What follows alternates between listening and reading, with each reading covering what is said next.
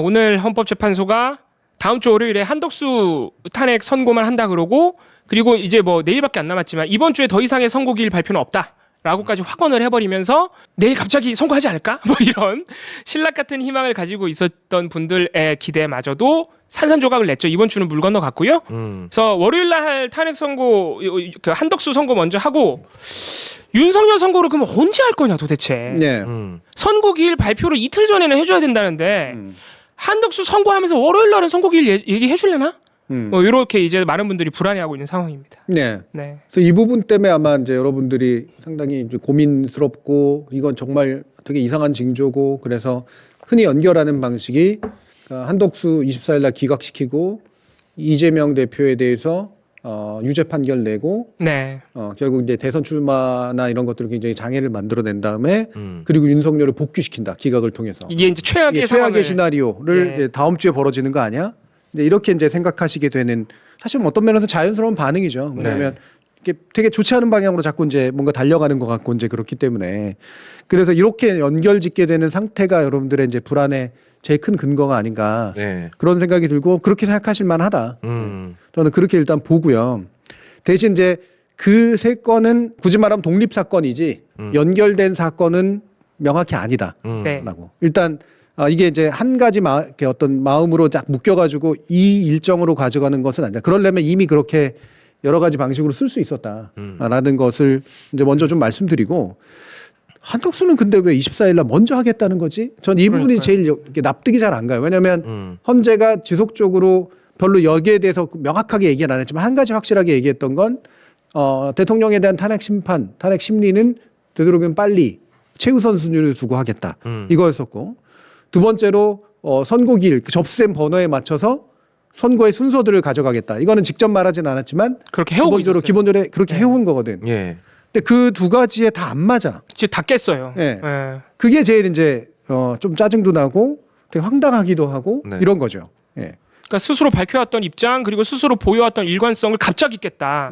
바로 이 부분에서 짜증도 나지만 이제 많은 분들은 최악의 상황까지 자꾸 상상하게 되는. 그렇지, 걱정이 되는 거죠. 네. 네. 그래서 그 일관성이 깨졌다는 게 특히 큰 것 같아요. 불안의 네. 이유로 작동하는 것 같아요. 그렇죠. 네. 윤석열 석방이 일단 그거에서 되게 큰 배경적인 심리로 작동했고, 야, 네. 사법부가 저 따위로 한다고? 이거였고, 그리고 검찰이 거기에 짝짝꿍해서 움직였다고? 그러니까 네. 도저히 다 이들은 못 믿겠는 거야. 예. 근데 계속해서 늦춰져서 불안하고 있는데 갑자기 딱 들고 나온 게 한덕수를 먼저 하겠다. 이러니 이제 붕괴가 되는 거지. 야, 이건 헌재까지도 이제는 못 믿겠구나. 네. 야, 이거 뭔가 최악의 상황이 만들어질 것 같아. 라는 그런 느낌. 이제 이 부분인데, 네. 여기에 대해서 이제 또 다양한 또 이제 좋은 방향으로 해석하려고 하는 부분들은 이런 거잖아요. 한덕수 총리의 어떤 그 연관된 탄핵 심판하고 연관된 것을 먼저 결정을 내려야 네. 그 자신들, 그러니까 헌법재판관들의 임명에 관련된 최산목이 임명한 거니까 그 임명에 있어서의 법리적 문제를 해소하고 갈 수 있다. 그래서 그거를 먼저 딱 결정하고 난 다음에 윤석열, 그러니까 그렇게 해서 8인 체제의 완결성을 확인하고, 그리고 윤석열에 대한 이제 인용 결정이 됐든 기각 결정이 됐든 내리는 식으로 네. 그렇게 가자, 털고 가자라는 식으로 판단을 했을 것이다. 그래서 나쁘게 볼 필요는 없다. 이렇게 또 이제 생각하시는 분들도 있어요. 이 부분 어떻게 생각해요?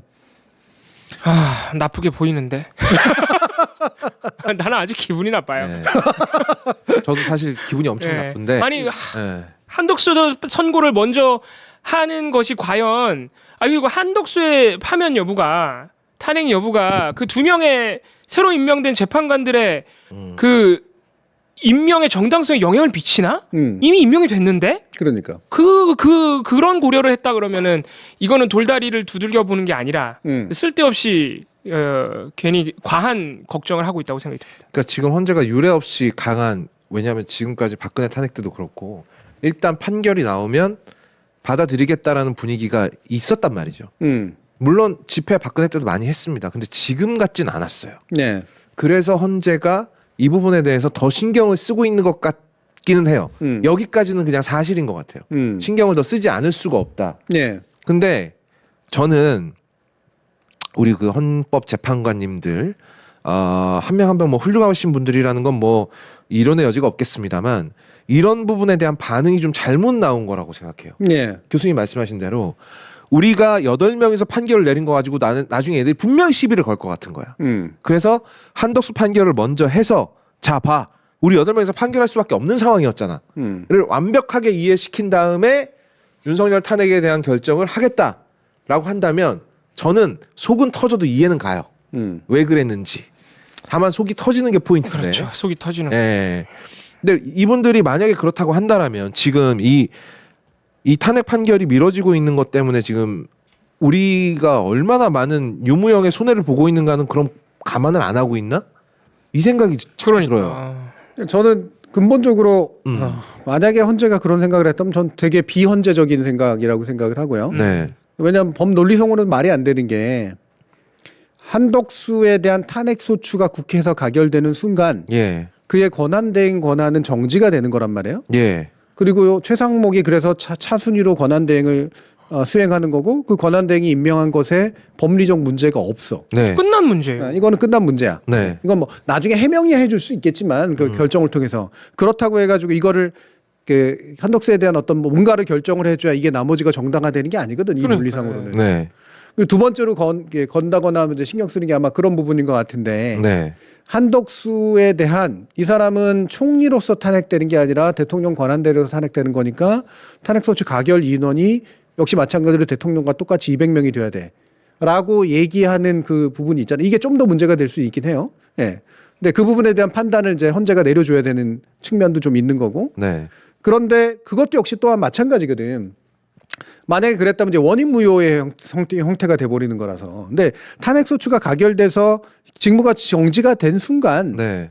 권한 대행의 여러 가지 절차들은 그대로 집행이 되는 거거든. 그렇지 않으면 그 최상목이 했던 모든 일들이 다 뭐 원인 무효가 되면서 네. 모든 것들이 완전한 혼란 상태에 빠져요. 그럼 진짜 카오스. 그게 말이 안 되지. 이거는 정리해주고 털어주고 할 문제가 아니라 그걸 문제 삼든 문제 삼지 않든 모든 것들이 이상해지는 상태가 벌어지게 돼요. 네. 문제가 훨씬 더 꼬이는 거라고. 예. 그렇기 때문에 한덕수에 대한 이제 가결의 어떤 정족수가 모여야 된다? 뭐 별개로 판단을 하든 뭐 하든 간에 그것 때문에 이제 이거 뭔가를 털어줘야 된다라고 하는 것이 작동했다라고 보기는 전 어렵다는 거지.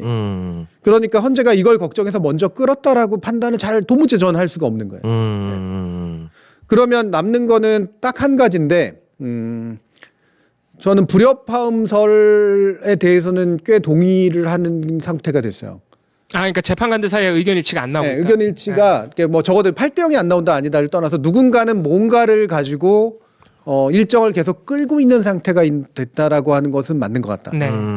그러니까 어쩔 수 없이 한덕수도 질질 끌 수 없기 때문에 일단 그럼 이거라도 앞으로 먼저 끼워 넣자에 동의를 한 거지. 네. 네. 그러니까 전체가 동의했으니까 이 일정으로 정해졌을 거 아니에요. 즉 한덕수를 끼워 넣는 되게 이례적인 상황까지 만들어지게 된 원인은 헌재 내부에서 뭔가 의견 일치를 원활하게 조율하게 되는 상태는 아니다. 단순히 물리적 시간이 많이 드는 문제가 아니라 뭔가 여기에 장벽이 있는 상태인 거는 맞는 것 같다라는 거예요. 그러니까 무리하게 자신들이 했던 일과는 다른 얘를 끼워 넣기 방식으로 쓴 거지. 이거를 무작정 미룰 수가 없는 거예요. 그리고 아마 이걸 먼저 요구했을 수도 있고 그 사람. 네. 그렇다면 이거를 받아주는 형식으로 해가지고 일단 진행은 시키자라고 갔을 가능성이 대단히 높다는 거예요. 예. 그렇게 되면은 결국은 지금 헌재의 그 윤석열 탄핵에 대한 인용 결정에 있어서 예를 들면 그게 7대1이 됐건 아니면 그걸 빌미로 뭔가 계속해서 일자를 끌고자 하는 어떤 재판관이 있건 간에 그런 식의 어떤 것이 작동하고 있다라고까지는 판단이 돼요. 그러니까 저는 그게 유일한 가능성이거든요. 네. 제가 볼 때는 한독수를 밀어넣게 된 이유가 그거 말고는 나머지는 잘 설명이 잘 안 돼. 제가 볼 땐. 저도 그러면 그렇게 생각합니다. 헌재 내부의 재판관들 중에 소수가 내가 판결은 어떻게 그러니까 대세를 뒤집을 수는 없겠지만 왜냐하면 대세를 뒤집는 건 본인한테 너무 큰 부하가 걸리잖아요. 예. 그러니까 시간을 끄는 정도는 나쁘지 않겠지. 해도 되겠지. 아니면 뭐 소수 의견으로서 존재할 수 있겠지라는 그렇죠. 확신이 들어서 소수 의견 내지 보충 의견 형식으로 해서 뭔가를 계속해서 내야겠다라고 하는 이제 그런 의견을 계속해서 내니까 그리고 그러면서 하나 걸었던 거는 여러 가지 이유를 들어서 이제 한독수에 대해서 먼저 판단을 해야 되는 거 아니냐 이런 식의 이제 얘기를 끼워 넣었을 가능성이 있고 뭐 안 되다 보니까 설득하다 안 되니까 그러면 이거를 먼저 껴서 일단 처리합시다 쪽으로 가서 공지가 났을 가능성이 저는 높다라고 판단을 하는 거예요. 그러면은 그 반대급부로는 뭘까요? 한덕수를 먼저 판결하기로 한 건 어찌됐건 지금까지 헌재 입장을 뒤집는 거잖아요. 그러면은 누군가가 뭐 고집을 부렸건 반대 의견을 냈건 간에 한덕수를 먼저 합시다. 그럼 나머지 헌재 재판관들이 오케이를 했다는 얘기잖아요. 네. 그 오케이를 왜 해줬을까? 하게 된 이유는 한 두 가지 정도가 있는데 예. 그게 헌재 법리상 헌재가 판단하게 될 법리상 아까 제가 얘기했던 이유처럼 별로 합당한 이유도 아니고 그걸 턴다해서 털리는 것도 아니고 네. 털어줄 필요도 없다라고 보는 게 다수의 의견일 텐데 네. 그래도 이건 턴은 신용을 해야 된다라고 말한 것들을 들어주는 형태. 네. 네. 그걸 턴은 신용이라도 해야 된다라고 주장했을 가능성. 네. 결국 윤석열에 대한 어떤 파면 결정이든 뭐든 간에 그 결정서에 받아주기 위해서는 그 사람의 그 의견에 관련된 헌재 판단은 먼저 수행하도록 그래 해주자. 라는 식으로 갔을 가능성. 이거는 의견이 그러니까 좀 더 강한, 그러니까 다시 말하면 기각이나 이런 쪽의 의견을 내면서 그런 주장을 하는 판사가 있을 거라는 가능성. 네. 이제 이게 이제 두 번째 거죠.